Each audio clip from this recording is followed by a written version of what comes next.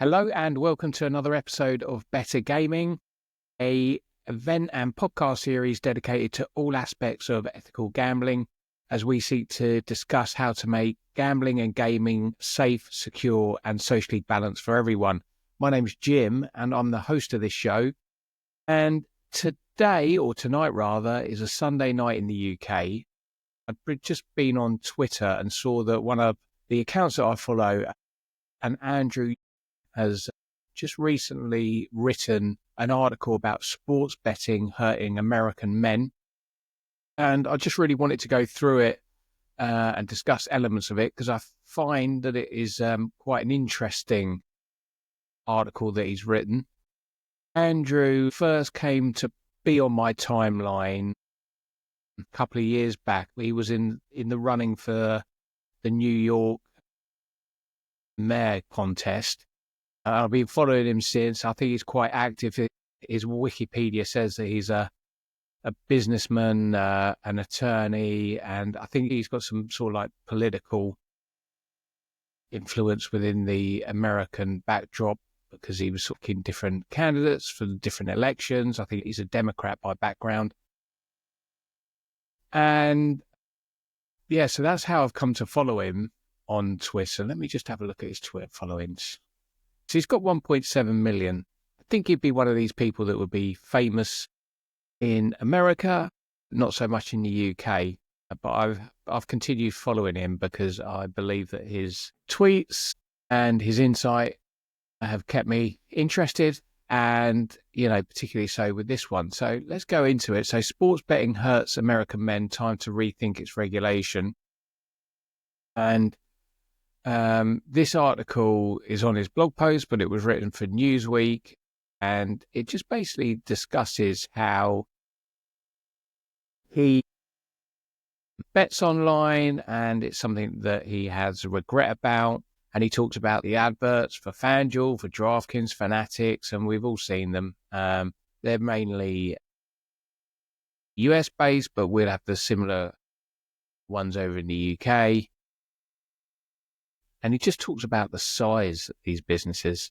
They're enormous businesses. Estimates that online sports betting companies are taking around £15 billion in 2024, and that 37.6 million people bet online in the States. So there's huge, huge numbers.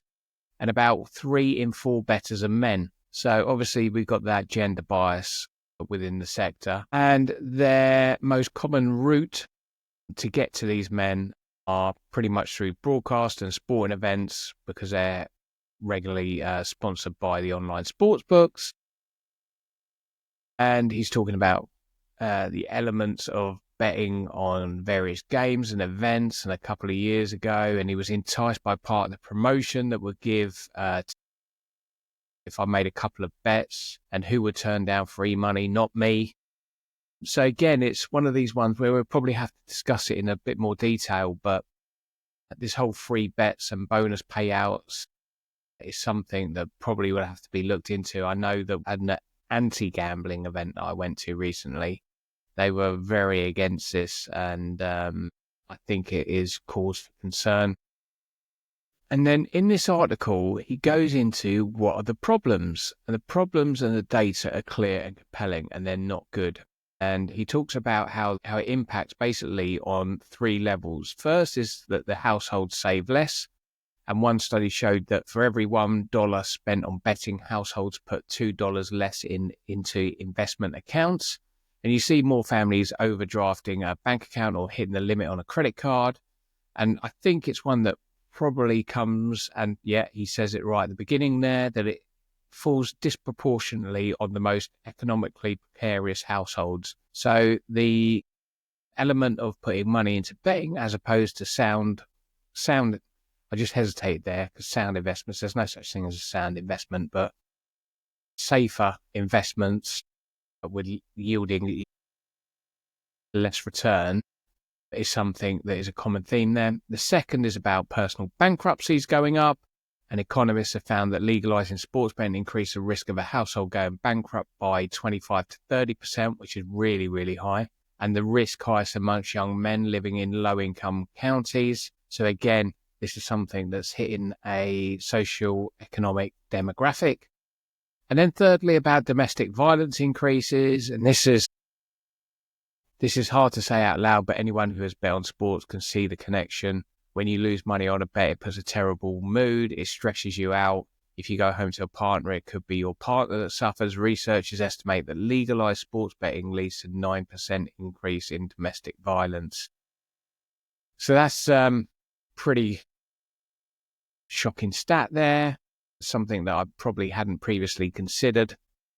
So moving forward, I guess what he's looking for is, so I'd love to see the regulation on this issue rethought. The main imperative right now is for the states that have not made sports betting legal. My geography of the US is shocking, but from Alabama to California, Hawaii, Minnesota, Missouri, Texas, and Utah have not made sports betting legal, which I would just automatically would have assumed that they had, but they haven't. So what they are really keen to do is to keep it from reaching people's phones. I'm sure that the companies in the state houses right now are making their case. It's easy tax revenue and everyone else is doing it. It's fun, but the facts are clear. Online sports betting is the equivalent of a new tax on Americans that preys upon vulnerable, lower income men in particular. Increases financial stresses and emotional problems is not what your citizens need. So I think essentially what Andrew is looking for is some sort of like balance or regulation. As mentioned, it's hitting a demographic, it's hitting an economic profile that is particularly vulnerable.